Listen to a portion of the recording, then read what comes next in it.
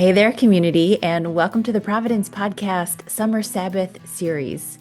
I'm Sister Leslie, and I'm so glad you're here.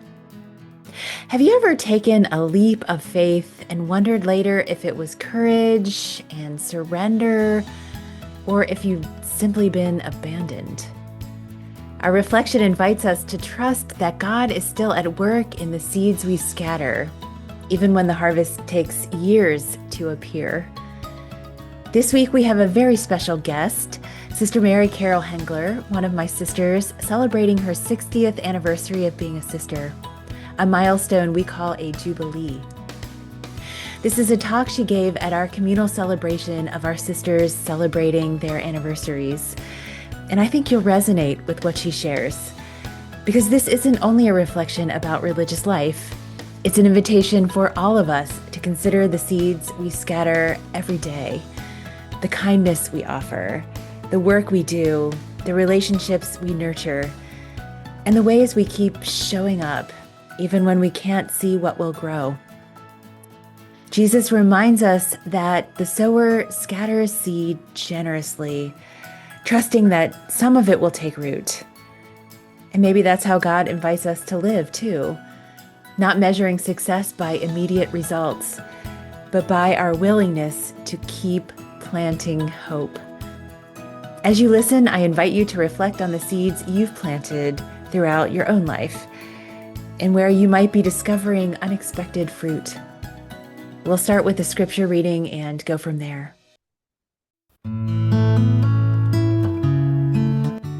A reading from the Holy Gospel according to Matthew. On that day, Jesus went out to the house and sat down by the sea.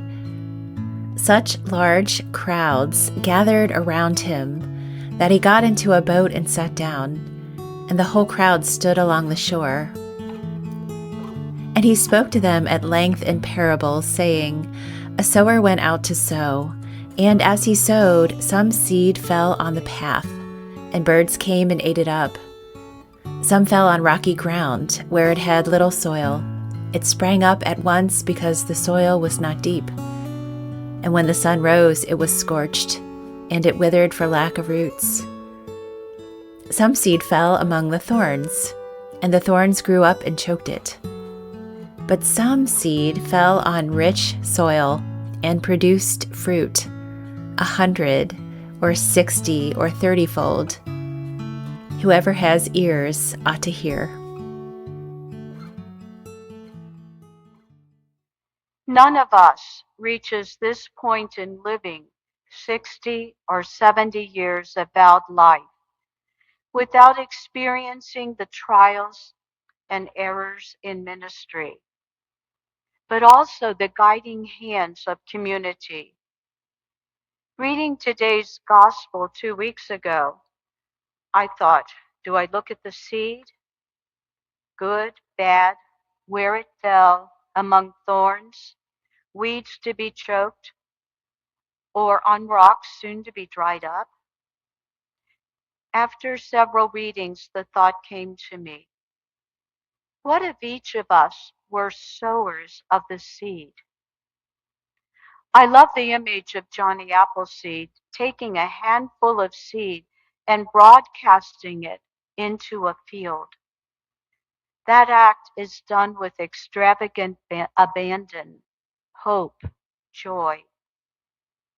But truthfully, I have never planted that way. I have dug little holes and poked a couple of seeds in them, watered and waited. Perhaps a bit stingy compared to Johnny Appleseed. But let's look a little deeper at the parable. Each of us have been joyful sowers of the seed of our lives. What sense of abandon when we walked through the front doors of St. Anne Convent the first time, or preparing for first vows, knowing that it meant yes forever, even though the vows were for 1 year. Arriving at our first mission, eager, but a little bit fearful that our thimbleful of knowledge might not be enough for the challenges ahead. Were those instances abandon or abandonment?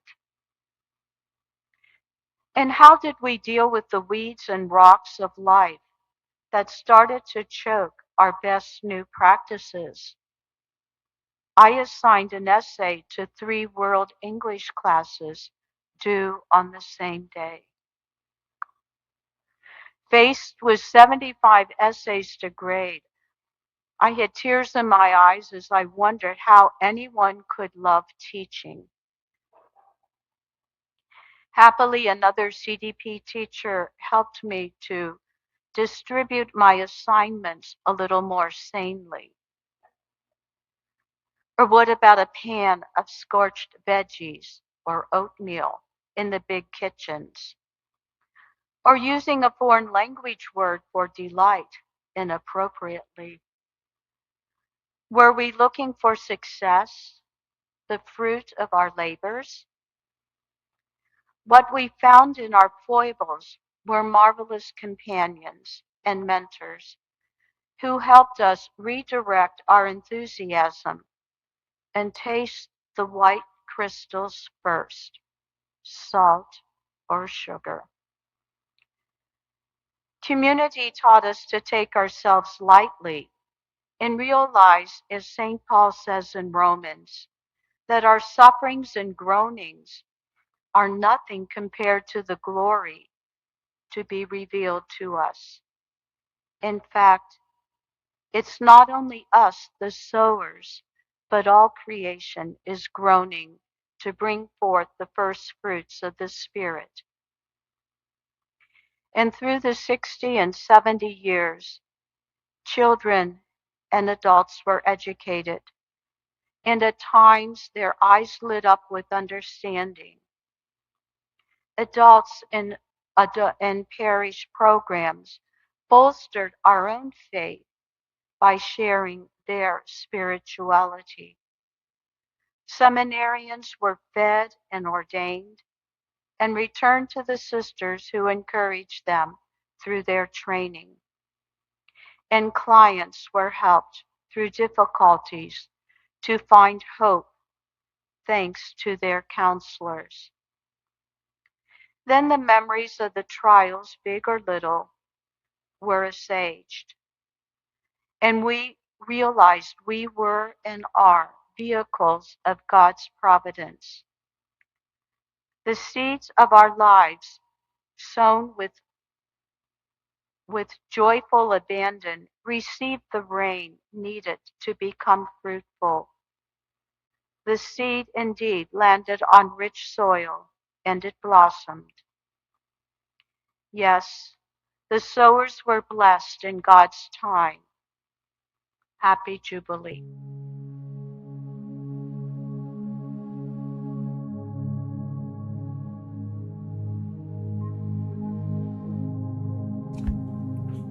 Thanks to Sister Mary Carol for this beautiful reflection.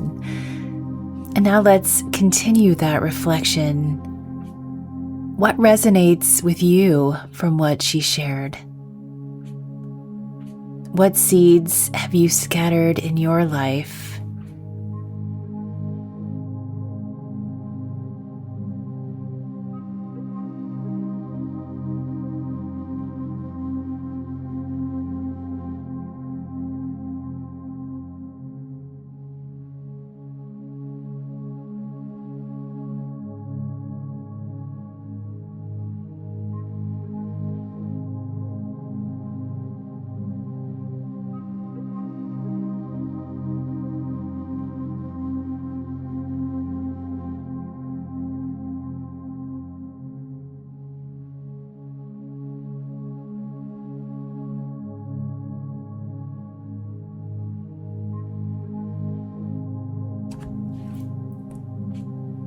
And how has God been with you as you've watched the seeds you've scattered grow?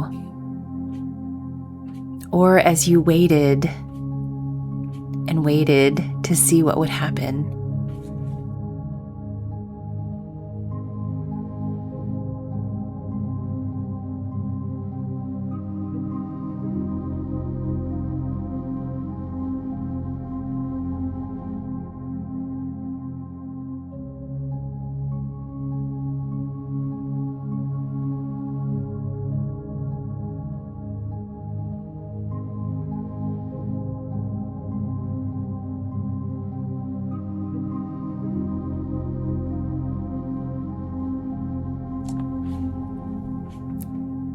What's God's call for you in all of this?